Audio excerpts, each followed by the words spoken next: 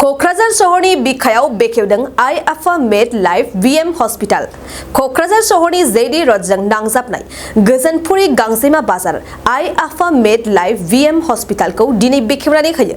आसामनि बारग' मन्त्रि प्रमिला रानी ब्रह्मआ बे गोदान हस्पिटालखौ बेखेवना होयो। थारैनो दिनै बेखेवनाय आइ आफा मेड लाइफ वीएम हस्पिटालनिफ्राय नोंथांमोनहा देहायाव जानाय बेमार आजारखौ फाहामथायनि फारसे खाबु गोनां जागोन। गोदानै बेखेवनाय आइ आफा मेड लाइफ वीएम हस्पिटालनि फाहामगिरि निजोम महिलारिया बुङोदि बे हस्पिटाला रायजो राजाफोरनि थाखाय 24 घन्टा सम जेब्लायबो खुलायैनो थागोन। लोगोसे आइ आफा मेड लाइफ वीएम हस्पिटालनिफ्राय बेरामिफोरखौ लांलाय लाबोलाय खालामनायनि एम्बुलेन्स सिबिथाय थागोन होननानै मिथिहोदों। गिबियावनो निजोम महिलारिनो स्पेशल थेंक्स होगोन आरो खारन बे सासे उन्दै सासे डाक्टार जानानै ओंखारनाय गथ'आ दाबो उन्दैयैनो दं। जुदिअ हाबा जाबाय थेवबाबो बैसोआ बहुद उन्दै।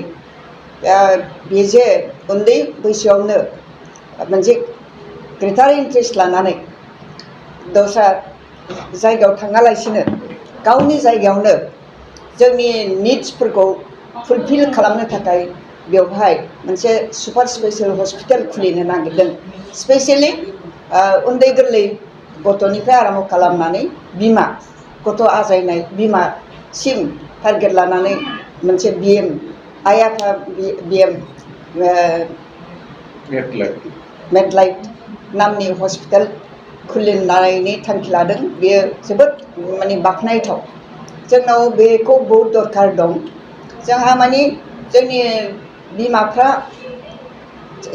स्पेशली जायफ्रानि गथ' आजायनो गोनां बिमाफोर गार्जियानफोर बिसोरो बहा लांगोन बहा मागोन जायो। माने जोंनि सरकारि हस्पिटालफ्रावबो लांब्लाबो स्पेशल केयार मोना। बे हिसाबै माने थोंजों दा जे दङ नैबे जोंनि हस्पिटाल मोनसे बेयाव डाइरेक्टलि लाबोयो आरोखि। दा बिदि स्पेशल गथ'फोरनि थाखाय सिन्था खालामनानै जे गोरलैफोरनि थाखाय सिन्था खालामनानै मोनसे नार्सिं हम बायदि मोनसे मोजां हस्पिटाल खुलिनो नागिरदों जेराव सुपार स्पेशलिटी प्रभिजनफ्रा थाजोबगोन।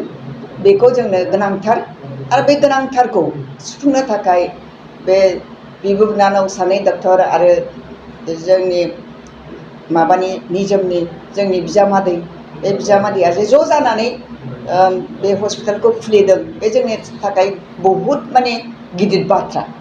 जों गिदिर जानानै सिनियर जानानै जेखौ जों सानफेराखै बे बाथ्राखौ माने बेवहाय नांथारगौ होननानै साननानै बे डाक्टार जानानै ओंखारबोनानै बेवहायनो माने फिसायैबाबो मोनसे हस्पिटाल खुलिनानै दं, नार्सिं हम खुलिनानै दं।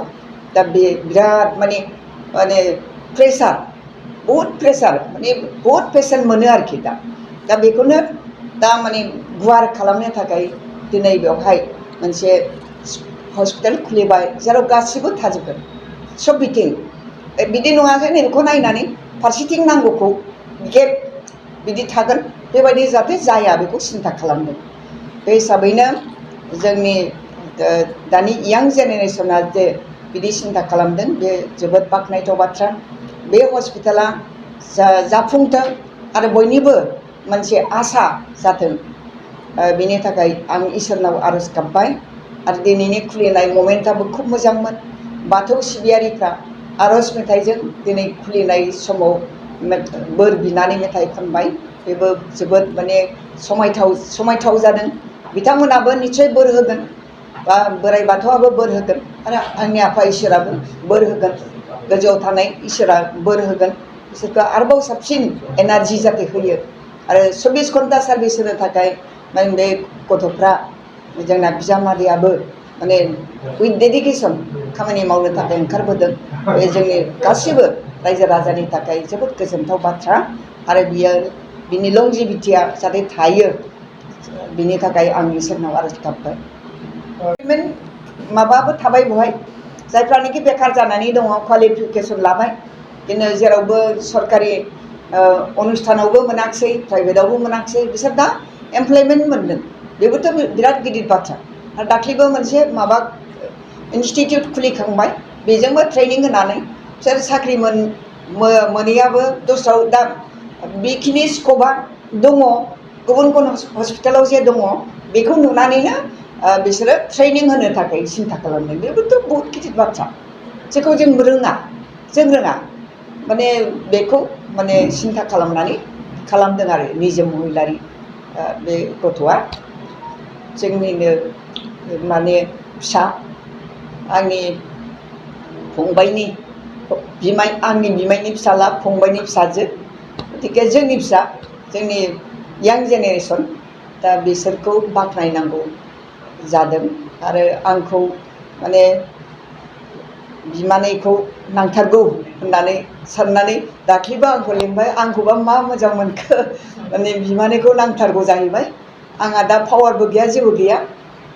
धालबो गैया थुंग्रिबो गैया थेवबाबो माने वेल उइसार हिसाबै आरो गावनि न'खरनि फिसाया आंखौ खावलायदों हिसाबै आङो फैनानै फिथाखौ हाफैनो मोनदों बेनो आंनि थाखाय जोबोद गिदिर बाथ्रा इसोरनि बरदान होननानै सानदों दा इसोरा आंखौ बे माने स्कप होदों जिहेतु आफा इसोरनाव आं आरज गाबदों जे निजोम आरो बिनि बिनानाव आरो जोंना बिजामादैया आरो एनार्जेटिक वेजों माने खामानि मावथों जाहाथे जोंनि गार्जियानफ्रा पेसेन्टनि गार्जियानफ्रा नार्भास जानानै माने थानाङा आरोखि बेखिनिखौनो आफा इसोरनाव आरज गाबनानै दिनैनि बे बेखेवना हाबाया जाफुंसार जाथों होननानै आङो बोर होदों चाइल्डनि गासिबो फेसिलिटि थाजोबगोन सोरबा गथ'ना आथिं बायबा बिनिबो फेसिलिटि थागोन surgery orthopaedic eye ENT skin गासिबो फेसिलिटि थाजोबगोन गथ'नि ओमफ्राय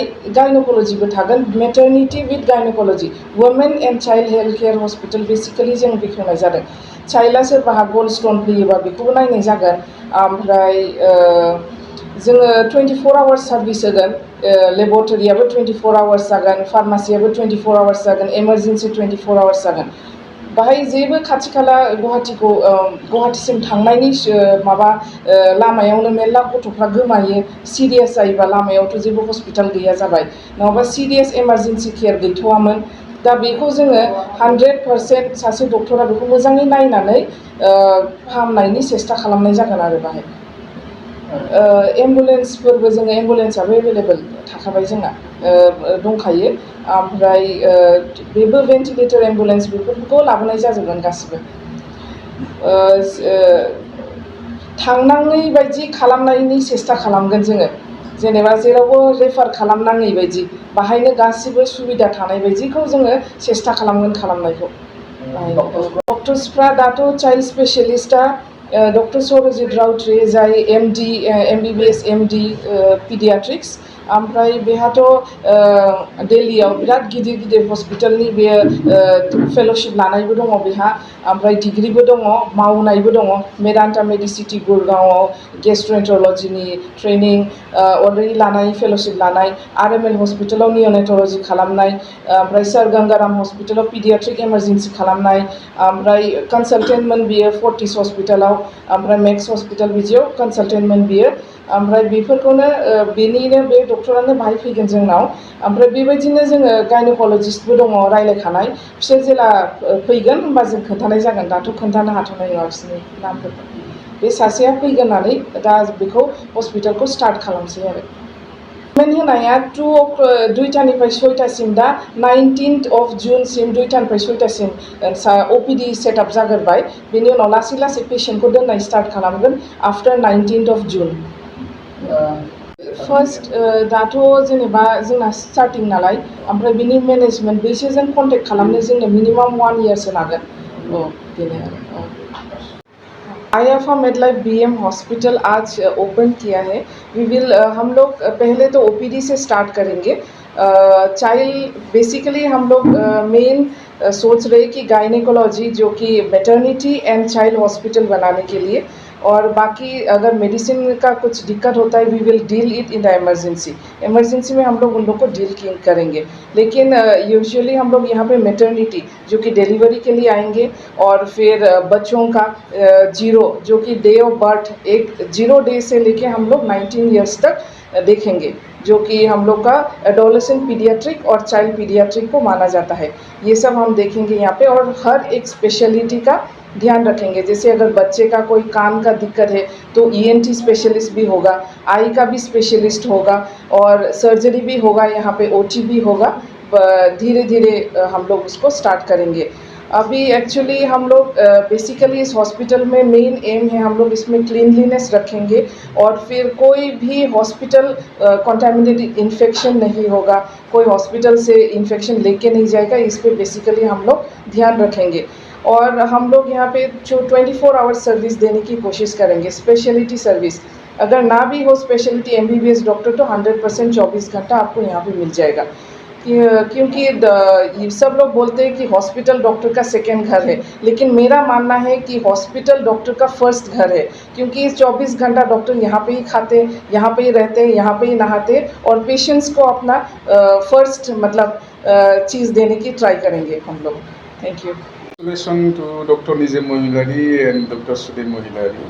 After graduating in a short span of great time, they have been able to successfully start their nursing home, and after that they have the courage to establish such kind of great hospitals, which is going to be multi-specialist, especially dedicated to children. Special congratulations to her courage and ambition with convictions is especially really appreciable. So such kind of ambitions and convictions needed from the young generations. So I believe that she is going to be one of the examples. She didn't get any support from her, from anybody, no political support, no financial support. She did by herself and come up to this stage is really appreciable. I really congratulate her, and I expect the upcoming young generation take inspiration from her and take this kind of such steps, not only for individual improvement, but is some sister said that is inspiration for everybody, and it's going to generate the employment. It's going to be a kind of social service. Doctor's professional is not only for her profession, it's a kind of social service. With such a low price, and you are going to treat children, sometimes you need to do treatment without the money. I have heard some story about her, how she is helping some of the poorest of the poor children coming to her consulting room, helping them to go to the hospital without the money. All those kind of story I have really appreciate. And again, congratulate her. Thank you and keep going. Relation to abjibose jaye. आपको special thank you for taking time to come and have a look and inaugurate our hospitals. Not our hospital, her hospital. Special thanks for spending her valuable time. Thank you. Welcome. 2023-24 सोलोंथाइ बोसोरनि थाखाय क'क्राझारनि दतमायाव थानाय saint Francis Xavier HS स्कुला नोंथांमोननो लानानै फैदों गोदान मुं थिसननाय। दतमानि बोरसिजरा गामियाव थानाय सेन्ट फ्रान्सिस जेवियर एचएस स्कुलाव दायो आर्ट्स स्ट्रीमाव 11 थाखोनि थाखाय गोदान मुं थिसननाया सोलिगासिनो।